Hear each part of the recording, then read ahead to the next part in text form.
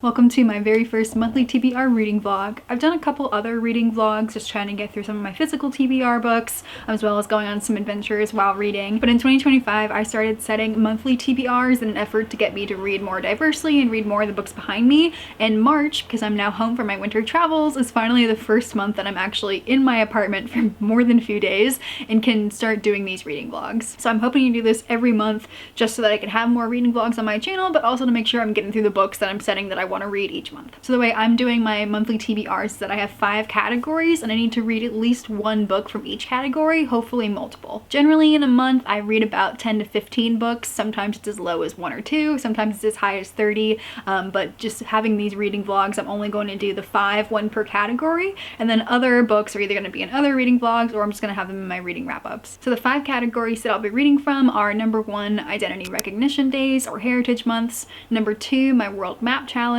number 3, my Priority TBR, number 4, Continue a Series, and number 5, just more physical TBR books. I already have a February and March TBR video up in which I'm talking about more in detail about the categories and the books I've picked out for this month as options. So in these reading vlogs, I intend to just get straight into the reading. The first category I'm going to tackle today is my Priority TBR, specifically The King of Elfland's Daughter. I got this in Shakespeare & Co. in Paris about 2 or 3 years ago, and it's just a very beautiful book. It's from somewhere very special. I really wanted to read it and I wanted to put it on my Priority TBR to make sure I got to it this year.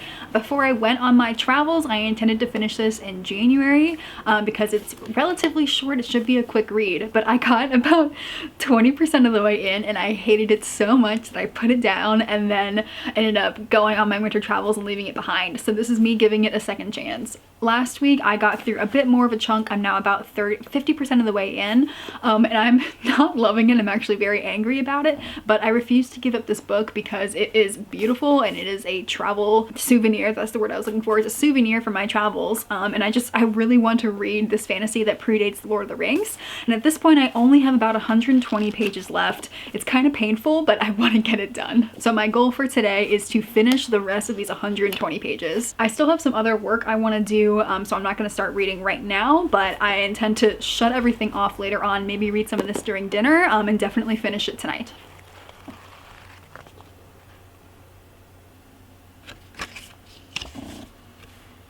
Alright, that's it. I am DNFing this. I got through like 30 more pages during dinner and I couldn't take it anymore. Each page was physically painful for me.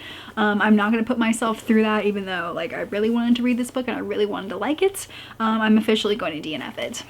This book predates The Lord of the Rings, predates literally everything fantasy. It is one of the pillars, one of the very, very, very first fantasy novels, fantasy stories ever written. And unfortunately, a lot of the things that I really hate about fantasy, I can see where they all came from in this story. Looking back, I really only enjoyed the first maybe 5 pages of this because it felt so atmospheric. It felt so magical. It felt so lyrical. The writing is like that meandering prose it has some magic in its words. Some people might call it flowery, and by the time I got to 60% of this, I was getting a little sick of it, but that's just because I hated everything else at this point. I can see how major themes, major ideas have stemmed from this. I can even see it in The Lord of the Rings. I see it in a lot of fantasy books, mostly written by men.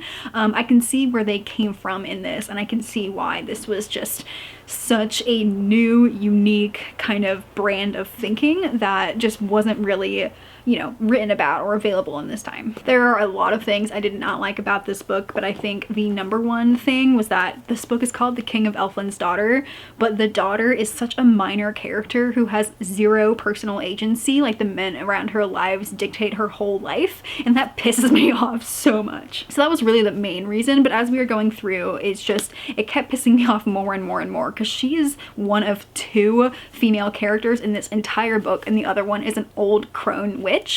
So really the 2 stereotypes in fantasy, and there's just absolutely no in between. I really did not enjoy that there is just no other female character. every man in the story was just so self-serving and did not care about anyone else or any of the effects of their actions might cause. And truthfully, we get to the point where the king and the king's daughter have a son who is half fae, half human. He gets older and both his parents are gone for things that happen.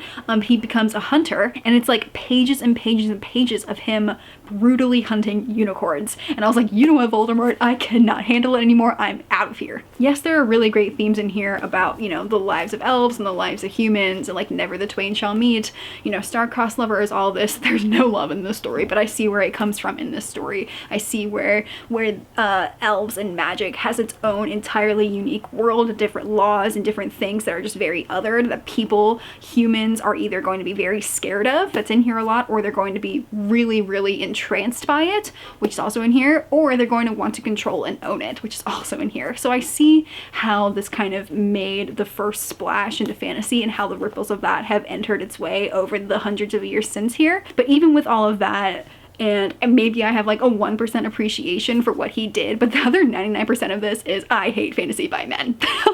Maybe that's too bold of a statement. I haven't really read much male written fantasy in the last few years, but it's entirely because I hate everything that he wrote about. So anyway, I'm gonna keep this bookmark in here because I did get it at Shakespeare & Co, and maybe one day I'll feel the weird need to return and finish it, even though I looked it up on Wikipedia and I know how it ends and I hate the ending anyway. I'll probably have more to say about this by the time I do my March reading wrapped up. But for now, I'm putting this aside. Great start, great start, great start. I'm checking that off because I got 60% of the way through, so that checks off my priority TBR. And I have another one planned, but that's going to be in a different video. So my other 4 categories are World Map Challenge, Identity Recognition, Continuous Series, or Physical TBR. I think after the disaster of that priority TBR read, I think I'm going to pick up The Whispering Night.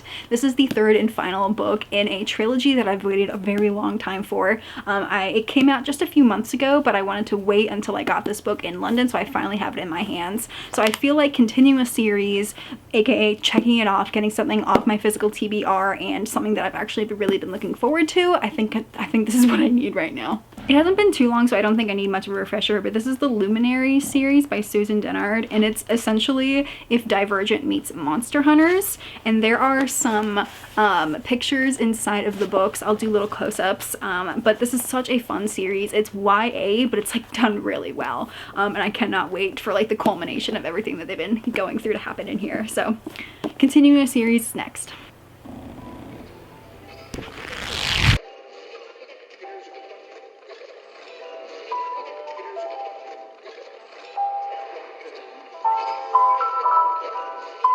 Okay, so last night I got about 75 pages into this before I was so tired I wanted to go to bed. I picked right back up on the story even though it's been like 6 months. Susan Dennard did a really great job of like dropping hints as to what had happened in the previous few books. I didn't necessarily like the way that she did it sometimes. Like there was a whole like 6 pages in which it's like a transcript of a conversation that happened between now and then to kind of like recap. So that was kind of weird. But other ways that like she just dropped into the text as hints, that was really helpful and I enjoyed that. So now we're like finally past the point of like recapping and kind of reestablishing ourselves and like getting into the plot of this book now. I'm just not enjoying the read as much as I did for the other 2. I even vlogged the other 2. Like those videos are on my channel for when I at least the second one is the second Skyline Drive video. So like I read the entire second book in that day. But I don't know if I just didn't notice it when I read it 6 months ago, if I'm just noticing it now, or if it's just written differently now. But this one, it just feels way more YA to me. Like it's a lot more quirky and like funny, but like in a very YA sense that makes me want to cringe. I don't know if she's like, this is like a darker tale about killing monsters that are very scary and things are happening. Like there's bigger things going on, but it feels like she's trying to be funny for like a YA book. And the vibes are not matching. Like for example, 3 friends are reuniting in this book, and it's not a spoiler at all, but it says when they met 8 days ago, their first reunion in 4 years, it was awkward and tense, and Winnie kept imagining spaghetti western music playing in the background as if she were trapped in the graveyard climax scene of The Good, the Bad, and the Ugly. She was pretty sure she was the ugly in that scenario. What? that was so unnecessary. And there's also just like on the sentence level where it says like she huffs a sigh and charges into the school. Bro, is this Wattpad? And then there's like sentences in all caps being like, we did it, like I feel like it wasn't in the other two books. I feel like I would have noticed that, because that stuff bothers me. And then it's the whole book's been leading up to this gigantic carnival. It's like a big thing I know is gonna happen, but leading up to it there's like a dance, which I guess I've been kind of ignoring up to this point. But then, you know, her friends are like, oh, you're gonna love this part. And then the teacher comes in and says, it's time to vote for your nightmare court. It's like the homecoming court. And then of course our girl is on the list to be voted for, right? And it says, you know, I'm voting for you, Fatima whispers, and then you're letting me do your hair when you win. Winnie only glares at her friend, then crumples up the paper and slouches back in her seat. Bravo, Winnie, and Miss Morgan cries. Let's all be like her, please, and refuse to engage. Who's with her? No one responds. Pencils and pens scratch furiously. Fatima snickers nearby. Like, I'm sorry. The rest of the book didn't feel like high school, but suddenly I very much feel like I'm in high school again. There's also a lot more like italicized thought processes that I feel like weren't in the other books.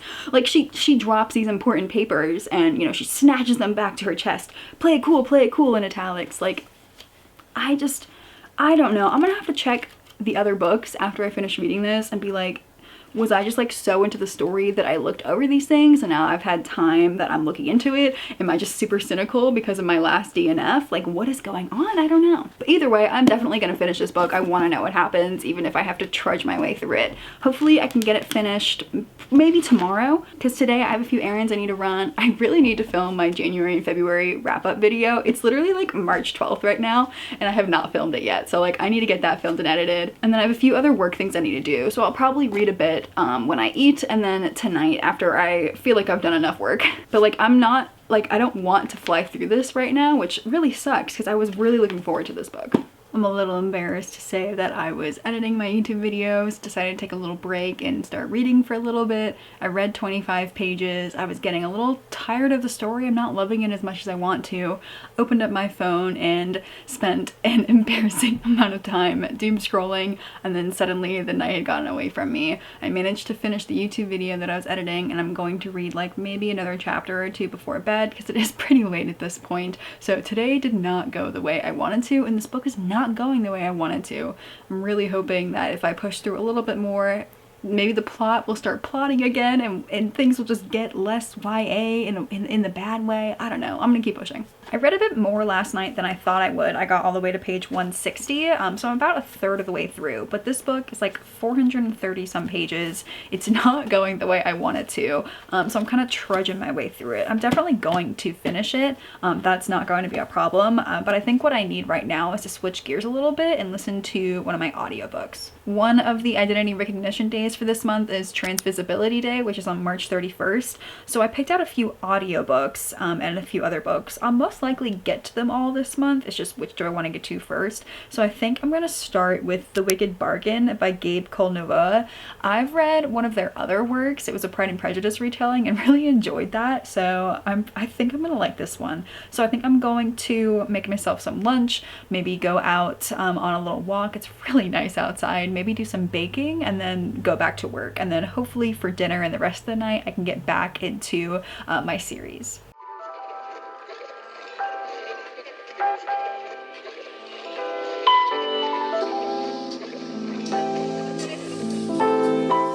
That walk was exactly what I needed. I was not expecting the like trees to be in bloom. It's like mid-March, I don't know.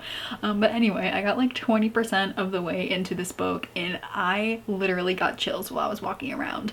There's this really big moment that happens pretty early on into the book and I just like stopped on the sidewalk and just had full body chills. This book is so good so far. It's not only just well written and so compelling, but the characters are just, they're so intricate and they already mean so much to me. I cannot wait to continue this book. I've had a really good day today. I got a lot done. Clearly no filming or anything because this camera is in the exact same spot, but that's okay. I got like a third of the way through my audiobook. Things are kind of cooling down as we get into more of like the bulk of the action instead of the setup, which is good. I'm really enjoying it so far, but it is pretty late. I'm really tired right now, but I'm going to pick up my book and try to get through as much as I can before I fall asleep tonight. I really wanted to get this book done today, so I'm a little sad that that's not gonna happen. Maybe tomorrow. I have a long day tomorrow, but I have some dedicated reading time, so it's possible.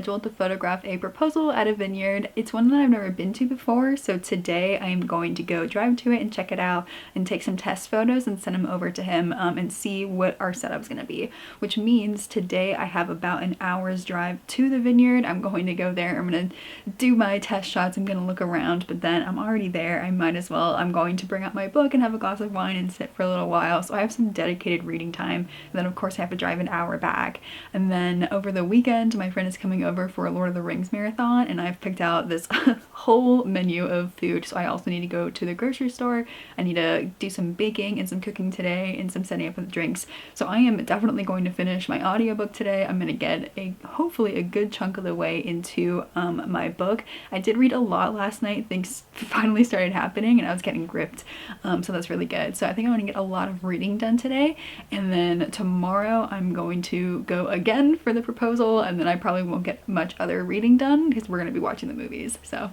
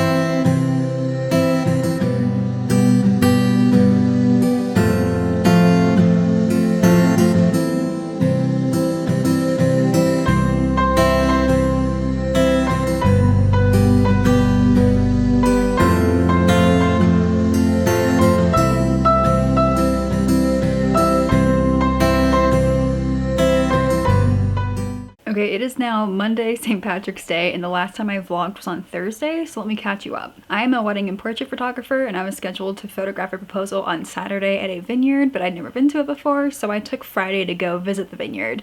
However, this vineyard is an hour away from me, which means that I drove an hour there, an hour back, twice in 2 days. On Friday, that means I got through a lot of my audiobook, The Wicked Bargain. By the time I got home on Friday, I was at like 75% of the way through my audiobook, so I'm really happy with how much I got through.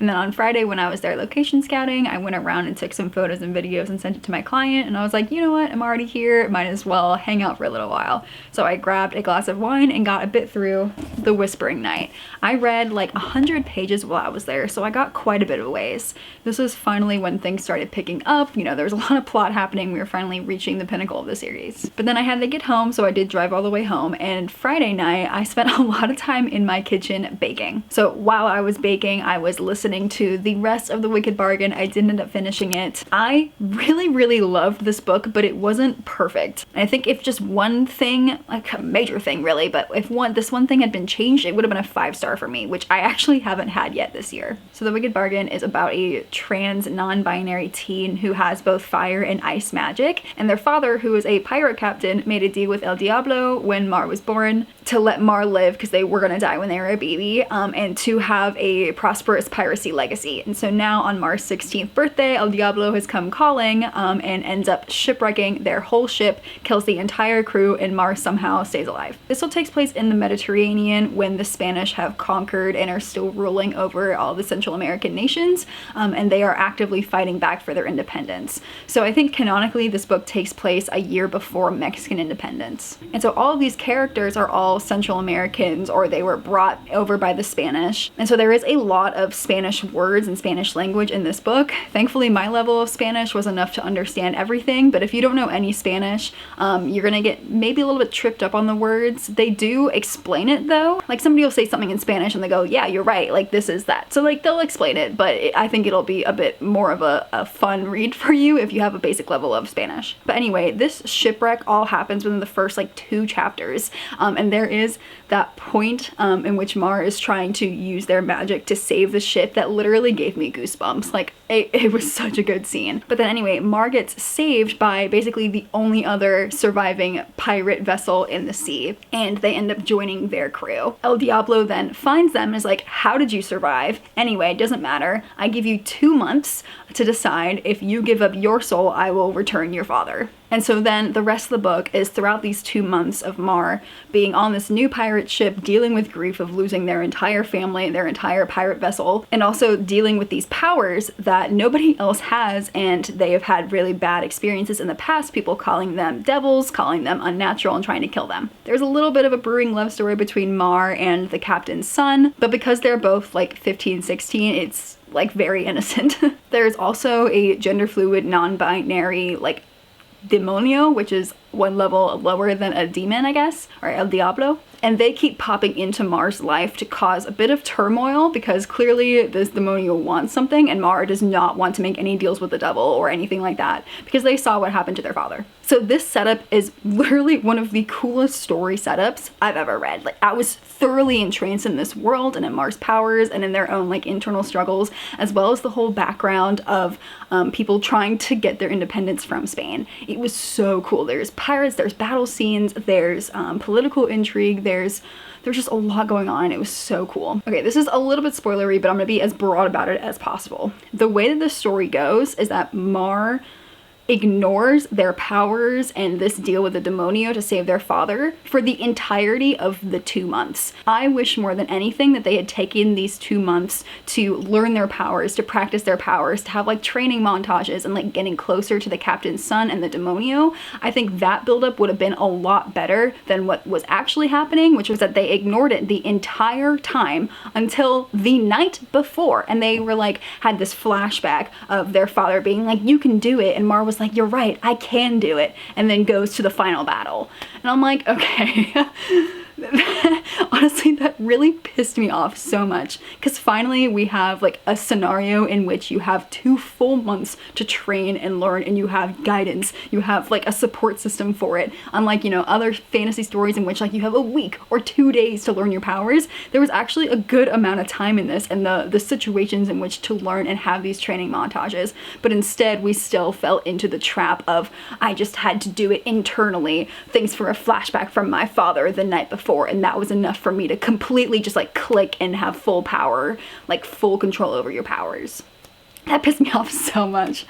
Oh my god. Like, you had the setup, you had the time, you had everything, but you still decided that no, this super overpowered character is just going to realize that they can do it and that they can do it. So this obviously would fundamentally change a lot of the plot and what happens within those 2 months, but really not really, because we would have like a scene and then be like a week later another scene, and then 5 days later another scene, and I'm sitting there being like, where's the training? You're running out of time. So really, other than that, this was just like, it is such a good book. That is, I mean, it's a huge gripe that I have with this book, but really I still give it 4.25. If they had done those training montages, this would have easily easily been a 5-star book for me. And I'm learning that apparently I am incredibly stingy with my 5 stars. I've had so few in my lifetime. But anyway, so I finished with that audiobook while I was baking, and then while those things were in the oven, I just sat down at my kitchen table to wait for them to finish baking, and I finished The Whispering Night. I am so sad to tell you that I gave this 3.5 stars. The other 2 books were easy 4 stars. I absolutely loved them. I was really ready to start recommending this series to literally anyone, to have like another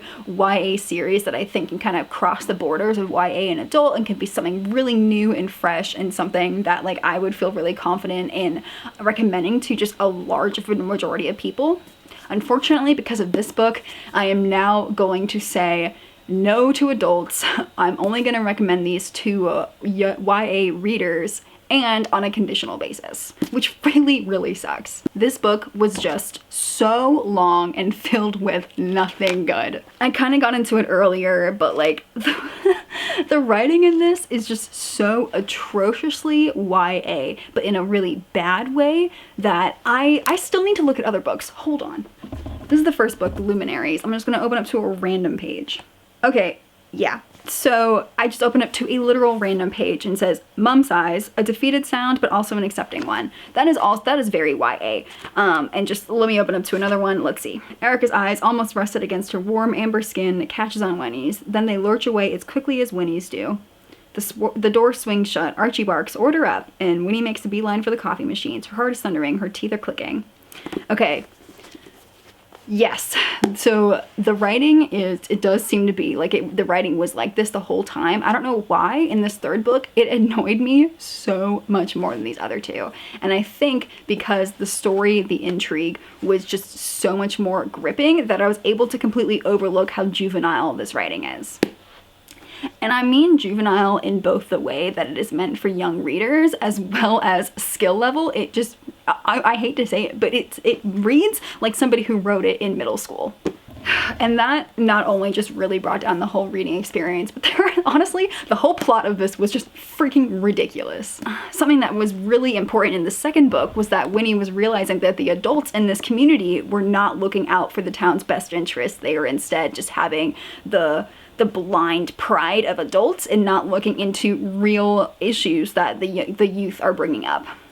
And so I was like, perfect. This is going to be the youth kind of rising up and kind of showing the faults in the system that they have set up. This world is if Divergent meets Monster Hunters, in which for each day of the week is a clan. Like there's the Monday clan, the Tuesday clan, the Wednesday clan, etc., and each clan is like known for bravery, for strength, you know, for whatever. It's very Divergent. And their whole goal is to fight the monsters that come out of the evil wood, and to protect the rest of the human race.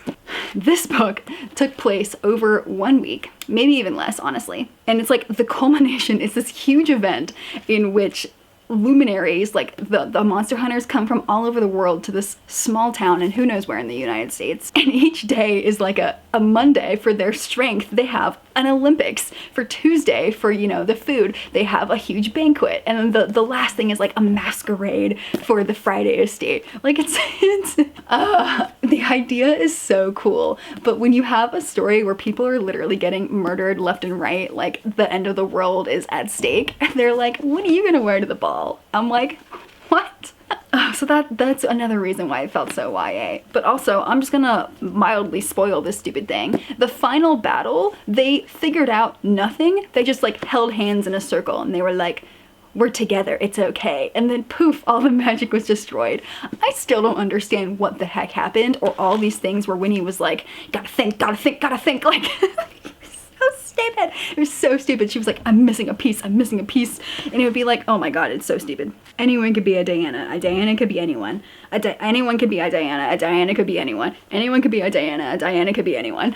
Over and over and over again. They were like, I'm missing something. Hated the writing. Hated the plot.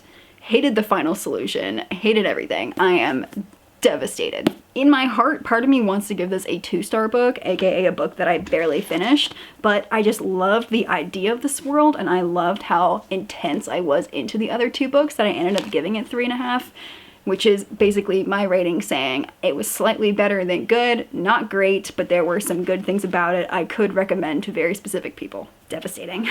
So then on Saturday, I had to make the drive to the vineyard again so that I could be there for the actual proposal. And so I started a new audiobook, The Children of Gods and Fighting Men. This is a rollover from one of my picks from last month's World Map Challenge. I chose Ireland, I read Carmilla, and I also wanted to read another fantasy book. So this is the one I chose. This is a bit of a rollover from last month, but I got like 22% of it by the time I drove there and back. But while I was sitting at my table with a glass of wine, pretending that I was just there hanging out while waiting for my couple, I actually started my next monthly TBR book, which is for this month's World Map Challenge. This is the book I chose for Grenada. It is called Under the Silk Cotton Tree by Jean Buffon. This is a book unlike any other that I've read, and it's a little bit difficult for me to get through. I only got 22 pages in. It's written in the way that oral histories are told, so it's very literal. It's also very meandering, so you really gotta pay attention because our main person is talking, but then they'll be like, but this reminds me of the time, and then they'll go off for pages and pages to describe a story, and then be like, and then the next few steps I took, and I'm like, okay, wait, we're back in this modern day. I'm still having a little bit of trouble understanding where we are in the timeline and like where we are as people. I'm pretty sure they are in Grenada, kind of walking through memory lane and just telling the stories of neighbors and their community. But sometimes it's hard to understand because it's written in the way that I think that they talk. Like, this is the very first page. This is how the book starts. I have never heard anything like it in all my life. Never. If Teacher Marian knew the old lady would have carried on like that, she would not have invited her to the church. Then again, the lady is really stubborn, you know. If they tried to get her to stay in the house with the food and things, she might start quarreling and saying it's because people don't like her. They jealous because her granddaughter getting married. I don't know, ... Everything nice and peaceful then. Just like that, it sounded like the devil himself was in the church. The priest ... You should have seen his face. I was right in front, so I was able to see everything. I made sure I had a front pew because it was the first time that I had been to a proper wedding, so I didn't want to miss anything. I don't mean that I never been to a wedding before, but it was the first time I'd been in the choir and able to see what really went on at the altar. The priest was busy, performing the service, ... Said some prayers and things. Said some nice things about the two teachers. That didn't surprise me, really, because they were two of the nicest teachers the school ever had. Well, the priest did all his business and just as he got to the most serious part, then things happened. So as you can see, I trip up on a lot of the words because they're not written in the way that I would write them, like in the way that I speak in my, American English current vernacular. And so I have to reread lines to understand what is happening. Because not only are we switching around time periods, we're jumping from the past to the future to right now, but it also seems to be written in the kind of local vernacular. So far in 22 pages, there's already been a number of mini stories that I've been told that happened in the past. And so the reason I chose this book is because of that fact. Like, I'm going to get a lot of little snippets of life in Grenada and growing up in this island. It is very short. It's only 138 pages, but because I have to keep rereading and rereading, it's definitely going to take me longer than a normal 100-something page book would do. The back says, under the silk cotton tree, Flora weaves tales of her village life, tales of families and friends, strange neighbors and weird events,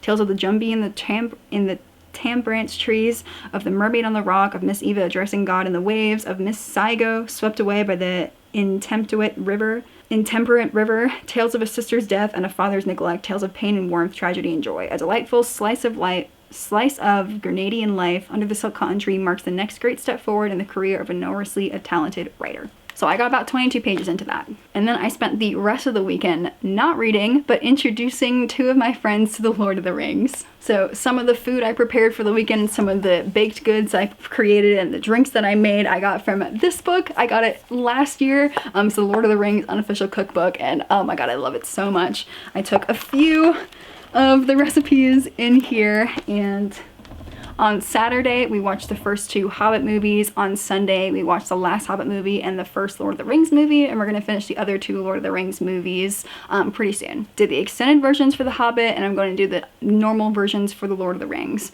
And the reason why I did the Hobbit before the Lord of the Rings, because I know it's very controversial. Both of them are not huge fantasy lovers. Like, they have seen some fantasy movies before, but they're not readers at all of fantasy or otherwise. And I didn't want to have the absolute info dump of world building in the first Lord of the Rings movies be their first introduction, because I knew it was going to scare them and shut them down. So the Hobbit movies are just like an adventure movie in a fantasy world with a little bit of lore. So it's a lot less info dumping and like thousands of years of political history, and more of like an action adventure movie. And throughout those 3 movies, I would just give a little bit of lore. You know, like when Gandalf goes on all of his side quests, I would pause it and be like, all right, here's a little bit of the background of this and why this is important. And so they got it a little bit at a time as we went through. I also wanted them to become attached to Gandalf because, you know, he disappears in the first movie and doesn't come back until much later.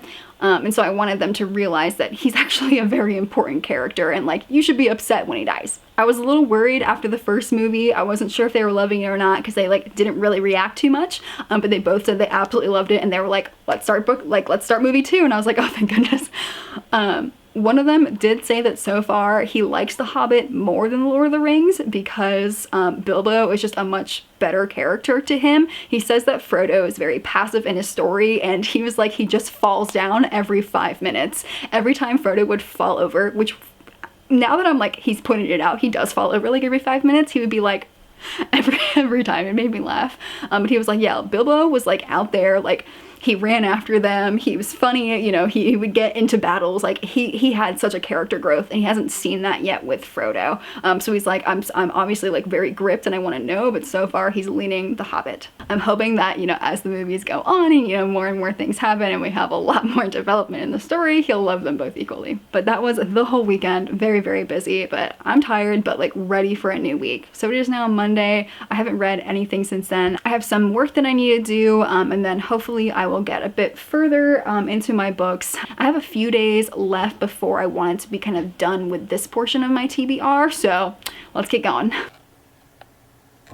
I am on page 81 of this book, and it says, I tell you, people brain must be really funny. I would like to see how it works. I mean, bringing up all things that happened years and years gone to the front. Just imagine I started remembering all these things while I in church witnessing the 2 teachers getting married. So the entire 80 pages, we're still at this wedding.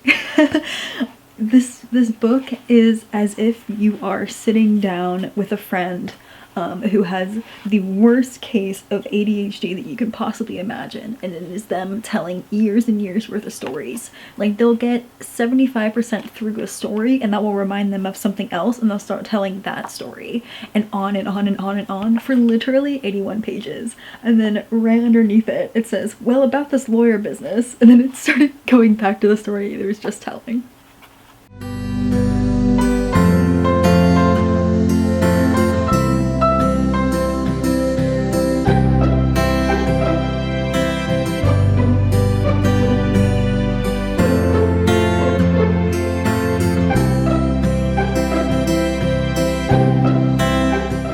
Finished. Even though this book is short, it was a struggle for me to get through. It really took me until like the halfway mark to even get into the rhythm of this story, because it really is written as starting a story, getting 75% of the way in, and then starting the next story and starting the next story, and sometimes we would return to one of those stories and finish it up, and then that would lead us to another story. So it took me a really long time to get into the rhythm of that and kind of start recognizing people, because there are at least 50 characters in this story, and they're all called different things and they all speak pretty much the same way. So it was really hard for me to differentiate between people. So this whole story literally takes place within like a second. It is basically this girl Flora, and she's just remembering her whole life while she's standing in the choir at her teacher's wedding. The whole book starts out at the wedding service, and the old grandmother is calling out during the ceremony, and she's interrupting it. And then she goes on to saying, like, this reminds me of, you know, that time in my head when, you know, this happened. And then we spend the whole time just going through all these stories. And finally, at the very end, this comes so full circle, because it says, after the ceremony, Miss Agnes said that Miss Graceland gone home. She said the old woman said as she sat down looking at the couple on the altar, she started thinking about things that happened to her in her life. She said things became like a load on her chest, and the only thing she could have done was to bawl out. She told Miss Agnes to tell the couple she was sorry to upset them. She will see them soon. So it's funny. This book starts out because an old woman is crying out, and that reminds our narrator or something. And then we go through her basically reminiscing on experiences throughout her whole life. And then ending with the grandmother saying, I'm so sorry, I cried out. I just had my whole life flash before my eyes and I couldn't help but erupt. And so it's very full circle and very satisfactory to have both the narrator and this old lady doing that and just creating just such a great full circle moment. A lot of the stories in here are funny, you know, just everyday life things happening. Some of them are quite sad. Both her sister and her father die. A lot of other people die. She witnesses people dying in front of her. There's a lot of like death in this book. And then there's a lot of other things that I would consider as content warnings and things that made me very sad going through. There was a lot of, there were like an astounding number of male predators in this book, preying on very young girls. And almost all of the girls become pregnant and get sent away to have their children elsewhere. There is a lot of adultery. There are a lot of men cheating on their wives and then moving away, or moving away and immediately cheating on their wives. There are houses being destroyed. There are families being torn apart. There's a lot that happens in here. There are also 3 separate instances in which our main character, while she's growing up, is so scared that she pees herself. One of these situations is in a humorous way, like somebody is kind of playing a prank on her. But the other 2 are because they have a lot of superstitions in them. This is a super religious society apparently, because religion is on every single page. And so there's a lot of talk of like devils and creatures out there, and you know, they're walking these roads at night, there's things in the shadows, you know, a lot of people are going crazy because of these things that they're seeing. And so 2 of these times she's so scared of these things that she's seeing that she pees her pants. In some of these situations, you know, it turns out that it's just, you know, other people, it's not true, but the other times she skips on to the next story and we never actually find out what actually happened. So this overall took me a lot of time to get into. The rhythm of the writing, you know, all of the characters, it was really overwhelming and it was not an easy read for me, but I just feel so satisfied at this ending. Everything really came full circle. I finally got into the swing of things. I was understanding the characters a little bit more and recognizing them, and I really enjoyed this last part of the story. I really just cranked out like 80 pages just now, which means my world map challenge for Grenada has been checked off. So now for the rest of this TBR vlog. Technically the only thing I should have left is my just physical TBR book, but because there are 2 identity recognition days for this month, the other one is Women's History Month, I do still have this book to read.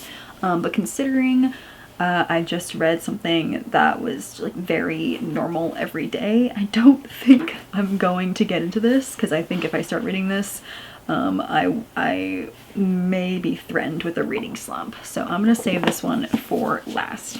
I also am not going to get to it in this reading vlog, but I did check out Otherworldly from my library. This is for Trans Rights Readathon for Trans Visibility Day. So I'm going to read this off the vlog, but I do have that. 4 books right now that are absolutely screaming at me. Number 1 is First Time Caller. BK Borison's Love Light Farm series is literally, I think, my favorite contemporary romance series of all time, and I so desperately want to get to this. I really wanted to read it when it first came out, but I was in Europe at the time and this was on my way home. Only problem is I've never seen Sleepless in Seattle, and so in my mind I really need to watch that first before I read this. And because I'm currently watching The Lord of the Rings and my DVD player is downstairs, I can't watch that right now, so I'm probably gonna hopefully watch it next week and then get into this next week. But I have literally only seen raving reviews about this book, and I'm so incredibly excited. Half a Soul I got when I was in California, and it's like if Bridgerton meets Faye, I guess, but like she has half a soul. I think she has lost her emotions.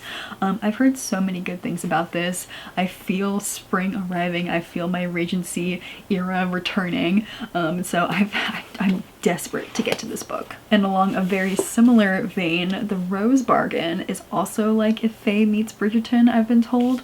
And this version is so stunning, and I got it while I was in the UK. So these are both recent purchases for me that I have been dying to get through. And then lastly, one of my most anticipated reads of this year. I want to read this immediately. This is Wings of Starlight. This is Queen Clarion's story from the Tinkerbell movies. This feels, oh my god, I know this one's gonna hurt though. I know it's gonna hurt, but it will just make me want to rewatch the Tinkerbell movies, and that is so not a bad thing. So between the three of these, I so desperately want to read this, but I don't know if I'm ready to be sad right now. I think I need something happy after all of these stories I've been reading. I know this is part of a series. I don't know if this is or not. I need to check that. It's a standalone. That solves it.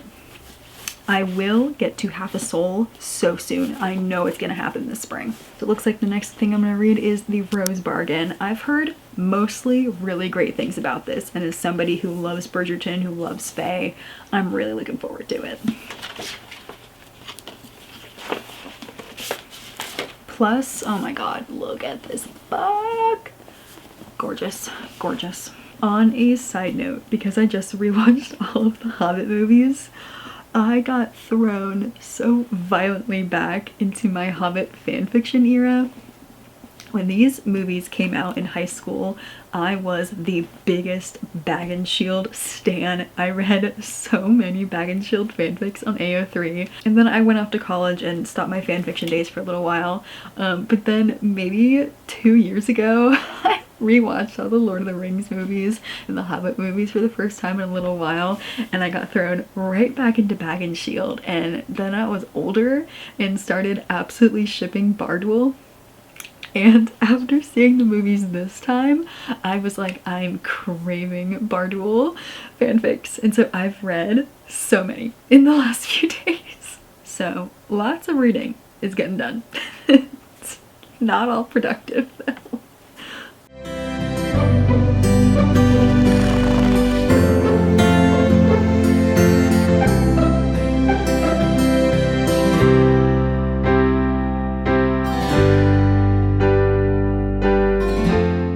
So the plan for today was wake up like normal, do a little bit of work, and then spend the rest of the day reading, and then spend the evening with roommates, do some baking, and then spend the rest of the night reading. But I woke up way later than intended because I just couldn't fall asleep, and then my work took a little bit longer than normal. I got like 30 minutes of reading in before my roommates were ready. We're watching The Vampire Diaries, so we got through like 2 episodes tonight.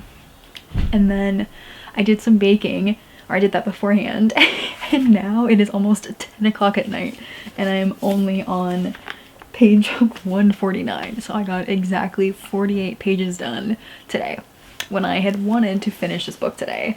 So I still have like 250 pages to go, and it's 10 o'clock at night.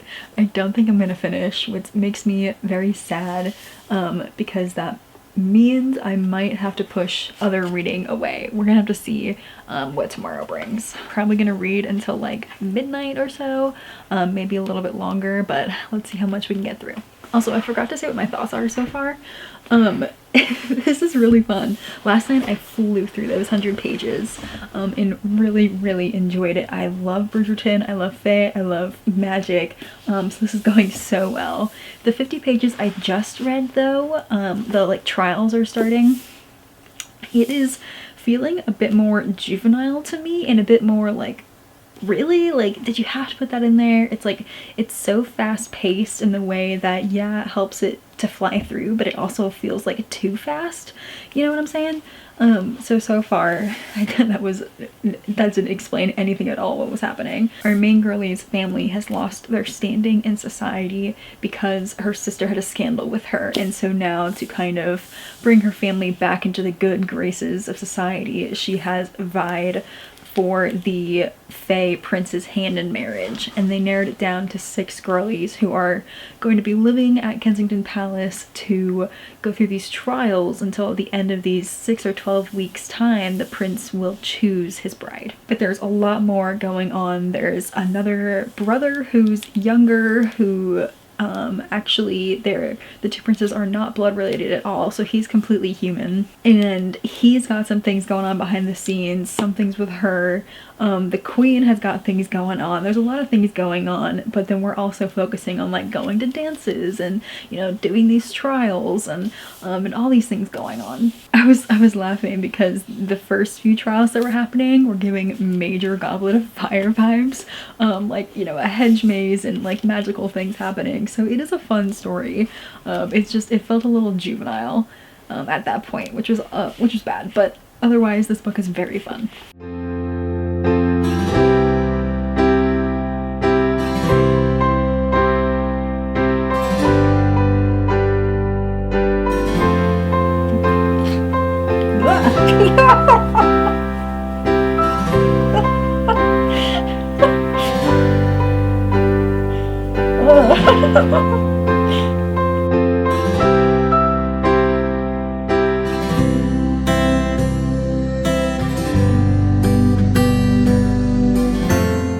Okay, it's midnight and I made it to page 309, which means I have about 70 pages left of the book. There are definitely some moments in here where I've laughed out loud. There's also been some moments where I've like full body cringed. The time did go by really fast though, and that hasn't happened in a little while for me. I will emphasize what I said earlier in that this book is incredibly fast-paced, but not exactly in a good way.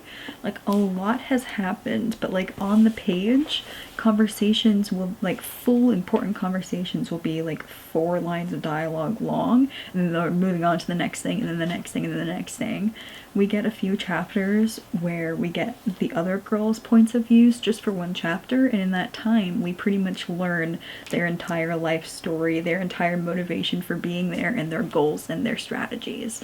And it's like, it's a lot of telling and not a lot of showing, so I don't think the writing is the best, but I'm really intrigued by this idea, not entirely by its execution, but I am here for the story. So from the synopsis, it could have been a 5-star, which I still have not had one yet this year. Maybe my bars are too high or something, I don't know. At this point it's feeling like a solid 4. We'll see how the end plays out. I really want to finish it, but I really fricked up my sleeping schedule last night, so I am cutting myself off, just in case, you know, the ending is crazy or something. I don't want to keep myself up. So I think we are about to lead into the final climax here, so I'm gonna cut it off for tonight and finish it in the morning. Alright, I'm on page 309. I have 70 pages to go. Let's finish her. Oh, okay, something I didn't mention last night because I forgot to, but I am not believing this love triangle. I literally am not believing that in however long it's been that any of these people have developed this amount of feelings. And I also don't see why she would start to develop feelings for either of them, to be honest. I literally don't see it. I don't see why. Honestly, that's what's bothering me most about this book.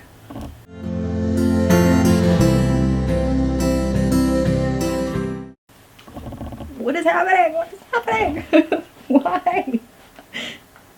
This is not the time or the place. This is not the time or the place.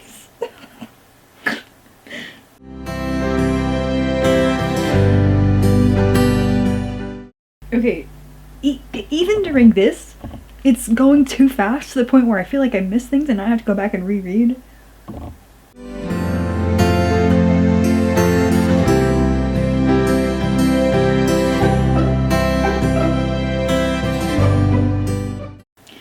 very big words for these very young people who really don't know each other that well.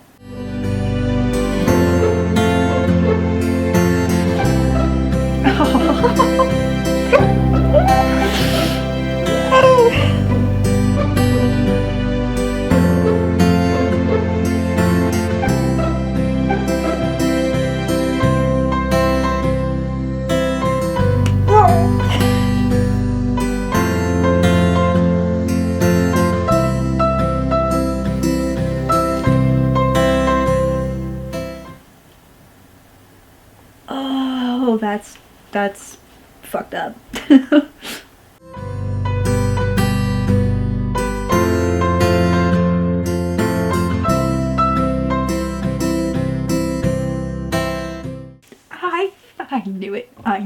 I knew it from page fucking 1 what was gonna happen. Thank goodness. Honestly, if this weren't happening exactly the way I think it's happening, this book would not have been as good. I'm so happy that this plot twist is happening. Even though I called it from like page 1, I don't care. I'm so happy it's going this way.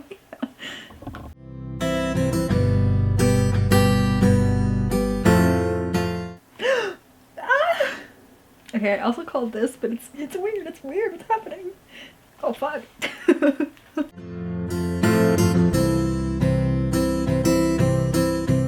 We're down to the final 10 pages. I don't understand how they're gonna wrap this up in 10 pages.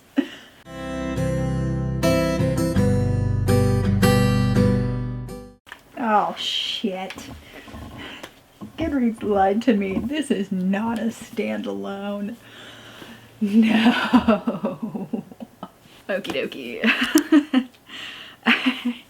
I think this is a solid 4-star book. It was an enjoyable read, but I think that has more to do with the fact that I really love Regency romance. Like, I always have been a Regency girly.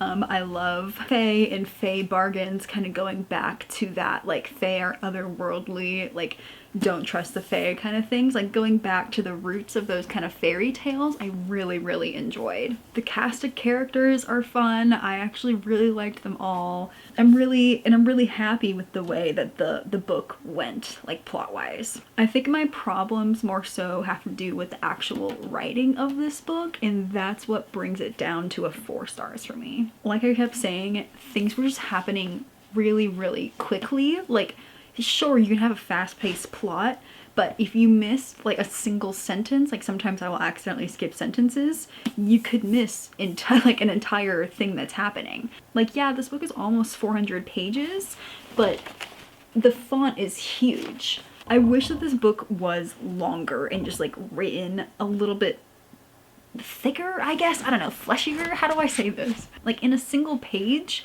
hours could pass being like, we did this, and then we did this, and then we did this, and we did this. And it was like, it's like, oh my god, slow down.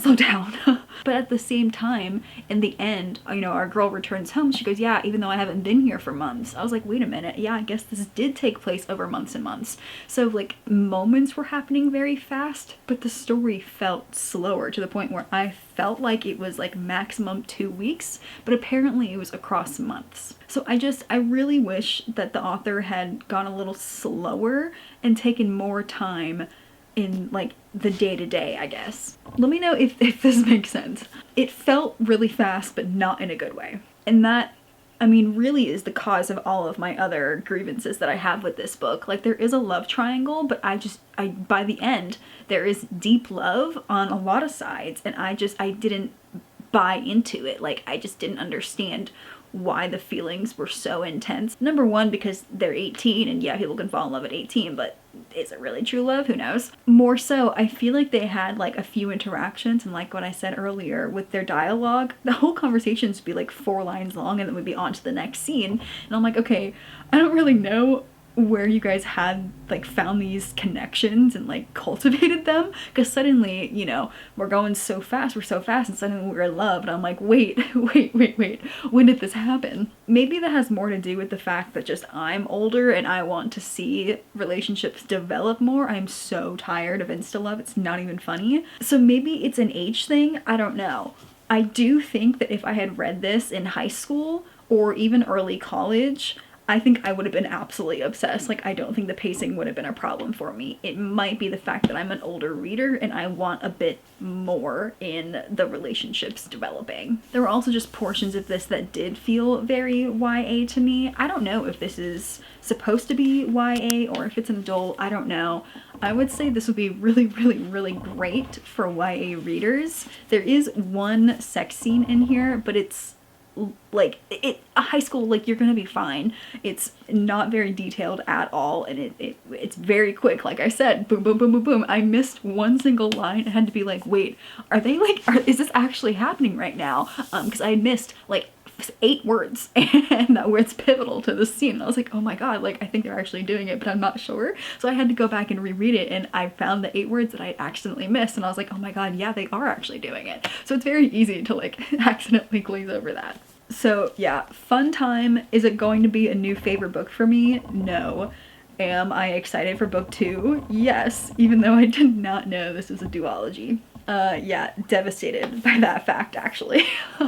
I guess I'm happy with it because, I don't know, maybe, you know, I mean, a lot of things are gonna happen in book 2. I already know it. I am excited for it. I don't know. I hope it's a bit more fleshed out, but it probably won't be because at this point everyone's already in love. Like, what's the point? I am a little sad though because I got this one when I was in the UK, and then when I was in Germany, I also found this version, and I was like, oh my god, you're so beautiful. Like, let me get this one as well, just in case it's a new favorite for me, because I really thought it had the potential to be. And now I'm like, well, you're not a favorite for me, so I might sell one of them. Who knows? They're both very pretty though. Like, I don't know, we'll see. But unfortunately, I am going to have to stop the reading vlog here. I'm going to have to put off reading A Well-Behaved Woman, which is the other part of my Heritage Month, because I have work this weekend, and the way that today is going, it's kind of getting moved around. Either way, it doesn't matter. I might be leaving home today instead of tomorrow, which means I don't think I'm going to be able to finish this. And I had other books that I really, really, really want to read right now, so I think I am going to push this off just a little bit. But that's okay because I did end up reading other books for Heritage Month, so I'm still happy to check that off of my TBR for the month. I will get to this. But for my March TBR, I am very happy. We read really all over the place for this. I assume this is just what all of the TBR vlogs are going to be like. They're going to be all over the place. I think I read 5, maybe 6 books, maybe 7 at this point. I don't know. These are the ones that are right in front of me. But yeah, we did my priority TBR, kind of. Ended up DNFing it, but that's okay. We continued a series. It was not a good end to the series, but that's okay. We got that finished off. Checked off my world map challenge, finished another book off the physical TBR. I didn't get to one part of Heritage Month, Women's History Month, but that's okay, but because I did end up getting to Trans Visibility Day, so I did read some trans books. So March is going very well. It is not the end of March right now, so I still have about a week and a half, but I do have other books that I want to do, and I think that's going to be the next video that comes out on this channel. But I want to thank you so much for joining me on my first monthly TBR reading vlog. I am hoping that this will be a monthly occurrence, getting through, you know, these 5 categories and just reading a ton of books. So thank you so much for watching, and I will see you on the next one.